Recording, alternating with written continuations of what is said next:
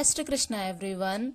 आज की इस वीडियो में हम लोग संतान प्राप्ति हेतु एक ऐसी कथा का श्रवण करने जा रहे हैं जो कि एक सत्य घटना पर आधारित है।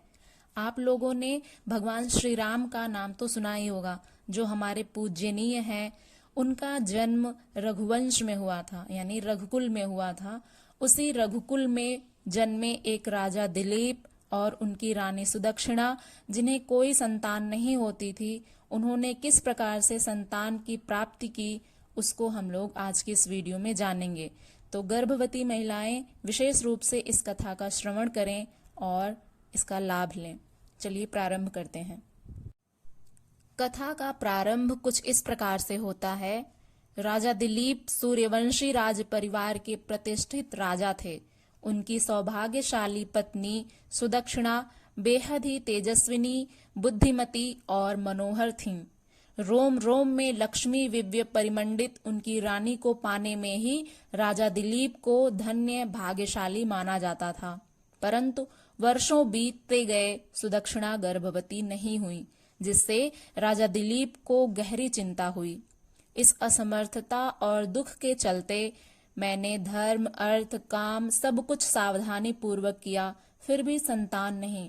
राजा ने मन में यह निश्चय किया कि संतान की प्राप्ति के उचित उपाय करने होंगे। उन्होंने सर्वोत्तम मंत्रियों को राज्य का भार सौंपते हुए स्वयं पत्नी के साथ महर्षि वशिष्ठ के आश्रम की ओर प्रस्थान किया। महर्षि वशिष्ठ के आश्रम में जब उनका प्रस्थान होता है तो उज्जवल वस्त्रों में सुसज्जित राज दंपति यानी राजा दिलीप और रानी सुदक्षिणा अपने सारथी और रथ पर आते हुए आकाश में बादलों पर ऐरावत और बिजली समेत मालूम हो रहे थे। मार्ग में उन्होंने मक्खन भेंट किया। वन वैभव और वृक्ष नारियों का वर्णन करते हुए वे धीरे धीरे वशिष्ठ की कुटिया। रथ रुकते ही राजा ने पहले अपनी पत्नी को उतारा और स्वयं भी बाहर निकले। वातावरण में अग्निहोत्र की ध्वनि और हवन की गंध फैली, जिसने उन्हें पवित्र कर दिया। महर्षि वशिष्ठ ने सम्मोहन और दया से दोनों का स्वागत किया। राजा ने अपने मन की मनोवेदना, संतान न होने का दुख अपने गुरु के सम्मुख प्रदर्शित की। वशिष्ठ ने समझाया कि यह कोई दोष नहीं, बल्कि संतान का वरदान प्राप्त करने हेतु पुनर्जन्म, तप, विशेष उपाय या दिव्य कृपा की आवश्यकता है। वशिष्ठ जी ने विधिवत पूजा, यज्ञ और मंत्र प्रयोग के निर्देश दिए। कहा गया है कि प्रजापति ब्रह्मा की आराधना के पश्चात सुदक्षिणा को दिव्य वरदान मिलेगा। इसके परिणाम स्वरूप मनोवांछित गर्भ का संचार होने की संभावना जताई गई। महर्षि वशिष्ठ ने उन दोनों दंपतियों को अपने आश्रम में जगह दी और अपनी गाय नंदिनी की सेवा करने का उत्तरदायित्व राजा दिलीप को दिया। राजा दिलीप रोज सुबह और शाम को गाय को चराने के लिए जाया करते थे। एक बार ऐसा हुआ कि एक सिंह ने उस गाय पर आक्रमण किया, तो वह उस गाय को खाने के लिए जैसे ही झपटा, राजा दिलीप ने उनसे प्रार्थना की कि हे सिंह देवता, आप पहले मेरा भक्षण कर लीजिए, इस गाय को छोड़ दीजिए, क्योंकि यह गाय किसी की अमानत है। आप इसके बदले में मेरा भक्षण करिए, मुझे खा लीजिए। तो सिंह कहता है कि नहीं, मैंने इस गाय को पकड़ा है, यह गाय मेरा शिकार है, मैं ही इसका भक्षण करूंगा। तो राजा दिलीप, जैसा कि रघुवंशी राजा थे, आप लोगों ने एक जो कहावत है वो सुनी होगी कि रघुकुल रीति सदा चली आई, प्राण जाए पर वचन न जाई। राजा दिलीप ने महर्षि वशिष्ठ को यह वचन दिया था कि जो नंदिनी गाय है उनकी रक्षा वे स्वयं करेंगे। तो इस प्रकार से उन्हें अपने वचन का मान रखना था, और चाहे उनके प्राण भले ही चले जाएं, लेकिन जो वचन है वो कभी नहीं टलना चाहिए। तो इस प्रकार से राजा दिलीप ने नंदिनी गाय की रक्षा हेतु स्वयं को आगे रखा और सिंह से निवेदन किया कि आप मुझे खा लीजिए और इस गाय को छोड़ दीजिए, क्योंकि इस गाय का कोई एक मालिक है जो इनकी राह देख रहा है। इसका एक बछड़ा भी है जो अपनी माँ का राह देखता है कि शाम को मेरी माँ आएगी। तो सिंह उनके कोई भी निवेदन को स्वीकार नहीं करता है। वो सिंह कोई साधारण सिंह नहीं था। उसे भगवान शिव का वरदान प्राप्त था कि जो कोई भी इस जंगल में आए तुम उसका भक्षण कर सकते हो, क्योंकि उस सिंह को यहाँ पर सबकी रक्षा हेतु उतारा गया था। लेकिन सिंह को भूख तो लगेगी ही, तो ऐसा उसे वरदान प्राप्त था कि तुम इस जंगल में आने वाले किसी भी जीव को भक्षण कर सकते हो। दोस्तों, यहाँ पर भगवान शिव को इस सृष्टि का जो संहार करता है वो माना जाता है। इस प्रकार राजा दिलीप के बार बार निवेदन करने पर भी जब सिंह नहीं मानता है और वह नंदिनी गाय पर आक्रमण करने वाला ही होता है कि तभी राजा दिलीप ने अपने धनुष और तीर को निकाला और जैसे ही सिंह पर आक्रमण करना चाहा तो उनके जो तीर और कमान थे उनके बाजुओं से ही बंध कर रह जाते हैं, वे उन पर आक्रमण नहीं कर पाते।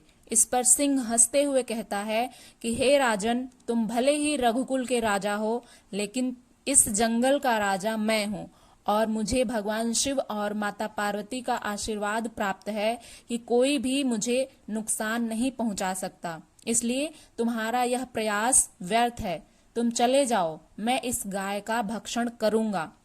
इस प्रकार से राजा दिलीप अपने सामने गाय को मरते हुए नहीं देख सकते थे।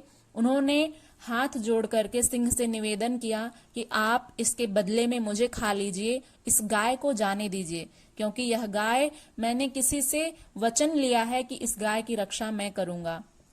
तो हे सिंहदेव, आप मेरा भक्षण कर लीजिए, इस गाय को छोड़ दीजिए, क्योंकि इस गाय का एक बछड़ा भी है जो अपनी माँ की राह देख रहा होगा कि शाम होते ही मेरी माँ आएगी, मैं उसके दुग्ध का पान करूंगा। तो कृपया करके इस गाय को छोड़ दीजिए और मुझे खा लीजिए। राजा दिलीप के हृदय में करुणा और दया के भाव को देख करके नंदिनी अपने स्वरूप में प्रकट हुई। उसके आसपास बहुत तेज प्रकाश फैल रहा था और वह सिंह गायब हो चुका था। नंदिनी ने बोला कि हे राजन, यह तुम्हारी परीक्षा थी। मैं यह देखना चाहती थी कि तुम कितने सच्चे और एक दयावान राजा हो। इस प्रकार से वह जो सिंह था वह एक मायावी सिंह था। तुम्हारी परीक्षा के लिए ये सभी योजनाएं निर्धारित की गई थी। तुम अपनी परीक्षा में सफल हुए। मैं तुम्हें आशीर्वाद देती हूँ कि तुम्हें संतान की प्राप्ति अवश्य ही होगी। नंदिनी के सामने राजा दिलीप हाथ जोड़े नतमस्तक खड़े थे और इस प्रकार से जब नंदिनी ने अपने सामने झुके हुए राजा दिलीप को देखा तो उसने कहा, उठो वत्स, तुमने मेरे प्राणों की रक्षा की है। मैं तुम्हें यह वरदान देती हूँ कि तुम्हें अवश्य ही संतान प्राप्ति होगी और वह बालक बहुत ही तेजस्वी वीरवान होगा। इस प्रकार कहते ही नंदिनी गाय के थन से दूध बहने लगता है और वह नंदिनी राजा दिलीप से कहती है कि पुत्र, तुम मेरे इस दूध का पान करो। ये प्रसाद रूप में राजा दिलीप उस नंदिनी गाय के दूध का पान करते हैं। ऋषि वशिष्ठ ने जो यज्ञ और मंत्र विधान राजा दिलीप को बताया वह संतान प्राप्ति के लिए विशेष था। यह मुख्यतः पुत्र कामेष्ट यज्ञ कहलाता है। यही यज्ञ महर्षि ऋष्यशृंग ने राजा दशरथ को भी करवाया था। वे मंत्र इस प्रकार से हैं, ओम कामदेवाय नमः, ओम नमो भगवते प्रजापतये, गर्भं धारय धारयस्व देवी, ऋतं च सत्यं चाभिधात् तपसोऽध्यजायत। इस प्रकार का मंत्र है जो कि पुत्र कामेष्ट यज्ञ में बोला जाता है। पुत्र कामेष्ट यज्ञ की प्रक्रिया इस प्रकार से है। इसका जो स्थान चयन है वो वशिष्ठ ने उन्हें बताया कि यज्ञ एक शांत, पवित्र और ऊर्जा युक्त स्थल पर किया जाए, सामान्यतः ऋषि के आश्रम या यज्ञशाला में। उसकी स्थापना कैसे की जाए? वेदी की स्थापना 4 कोनों वाली अग्निकुंड और पूजन सामग्री क्या है? घृत, जौ, तिल, दूर्वा, फूल, गंध, कुश आदि। संन्यास भाव, राजा रानी को यज्ञ की अवधि में ब्रह्मचर्य व्रत, संयम व्रत नियम से रहना होता है। दिनचर्या, सूर्योदय पूर्व स्नान, ध्यान और मंत्र जाप। यज्ञकर्ता ऋषि वशिष्ठ स्वयं बनते हैं। वे स्वयं उनके योग्य शिष्य यज्ञ का संचालन करते हैं। हर आहुति के साथ मंत्रोच्चार होता है, ओम इदम न मम स्वाहा, कामोस्मि संजायमानो, मम गर्भम पावयतु स्वाहा।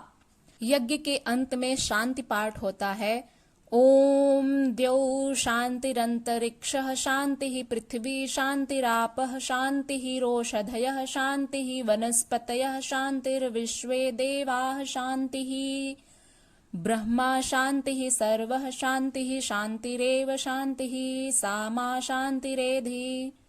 ओम शान्तिः शान्तिः शांति ही। इस प्रकार से 1 महीने तक नंदिनी गाय की सेवा करने का जो परिणाम मिलता है, उसके फल स्वरूप रानी सुदक्षिणा ने गर्भधारण किया।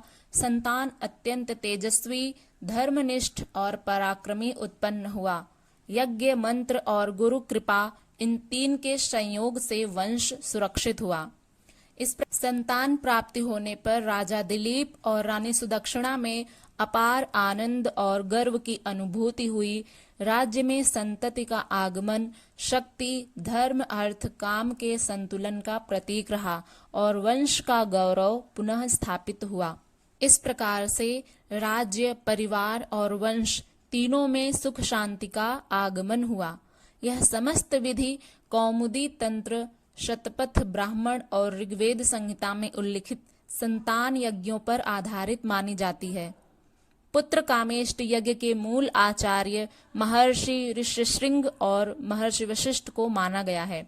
इसका निष्कर्ष यह निकलता है दोस्तों कि राजा दिलीप का वशिष्ठ से संवाद, मंत्र और यज्ञ विधि केवल संतान प्राप्ति का उपाय नहीं था, बल्कि यह गुरु भक्ति, तपस्या, सेवा और सत्य की शक्ति को दर्शाता है। ये कहानी हमें यह सीख देती है कि हमें सिर्फ संतान प्राप्ति की कामना ही नहीं करनी चाहिए, इसके साथ ही साथ हमें अपने मन में त्याग, करुणा, दया की भावना, अपने गुरुजनों के प्रति श्रद्धा भाव का होना, ईश्वर पर विश्वास रखना आदि भी आवश्यक होता है।